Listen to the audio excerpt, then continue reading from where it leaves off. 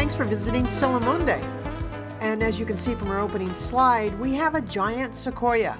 Why would we choose something like that? Well, think about a sequoia. It's there for a millennium or more, and its roots go down very deep. And isn't that similar to our own cultural beliefs and values? Our history, they go down very deep. They define who we are, and they influence us in everything we do. And one of the things that's so important about that is that at Solamonde, we give you the opportunity to acknowledge and appreciate the fact that you do have a culture and to honor those who are different than yourself. But it's through that time of discovery that we learn so much about why we do what we do and where we find common ground with those patients and families that we take care of. And if you look at the graphic organizer here, looking at the bottom, what do we have there? That's us, healthcare staff. And we're influenced by all those different components that surround us.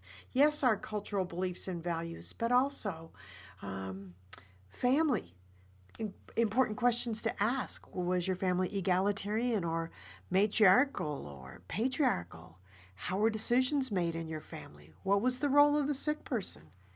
And then we look at communication. Do you talk loud and fast or soft and slow? Is eye contact important to you? And then education. How do you learn best? Do you learn best by participating in a group discussion? Do you learn best by watching a video? Or perhaps by reading a pamphlet?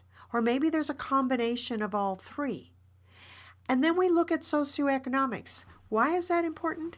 Because those of us who work in the healthcare field, most of us are covered by insurance, but does socioeconomics determine whether or not you go to seek health care, whether you fill a prescription, whether you take time off of work? And then religion and spirituality. How does that help you at times of stress or illness or disability, or if there's a death in the family? And then healthcare practices, which look at our beliefs about healthcare. What caused us to be sick? What's going to make us better? What's the treatment plan? And how does that fit with all the other parameters we've just discussed? And then what we realize is, voila, here's our patients. They have the same exact components that we do. Our job is to discover what those are. Because if we're going to develop a plan of care, we need to know about the family. Is it matriarchal or patriarchal? Next component, communication. Why is this important? Because this is where we gather the information, isn't it? Our job is to observe their style and then to match that as much as possible. When you match that style, you gather more information, you establish rapport, and you build a trusting relationship. And then how do they learn best? That's very important because many times don't we just give them a handout to take home? But maybe that's not the way they learn best. Socioeconomics. It probably influenced whether they came in to see us or seek health care.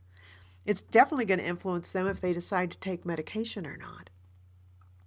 And then religion and spirituality. Very similar. How does it help them during times of stress? It's a question we don't often ask, is it? Mainly, I think, because we're not terribly comfortable with that. And then healthcare practices. I think the key question is, and this is something I ask my patients is, well, what do you think caused you to be sick?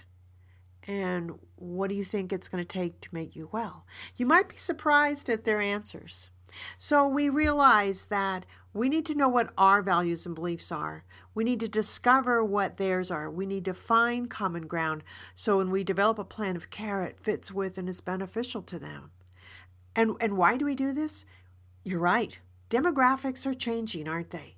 And if we look at the overall population of the United States, we realize the greatest percentage are white, and that is decreasing. And then when we look at the registered nurses, it's around 83%, which is not too atypical than most people in the healthcare field.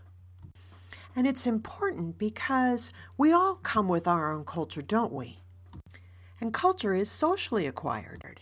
It occurs across a lifespan. We're influenced by our parents, our aunts, our uncles, our friends. And it dictates our behavior, doesn't it? But mostly it influences our decisions and actions. So when we're looking at healthcare and we understand our culture and our beliefs, and we understand that of our patients and their families, indeed, that's where we find common ground and ultimately give culturally competent care. By doing so, we're going to reduce healthcare disparities, we're going to increase patient outcomes, and yes, patient satisfaction and healthcare satisfaction. So thanks for visiting Salamonde. We're going to help you on this journey to cultural competence through our seminars and our webinars and our consults and our podcast. So peruse our site and then contact us at info@salamone.com. We'd love to hear from you. You know, together we can make a difference.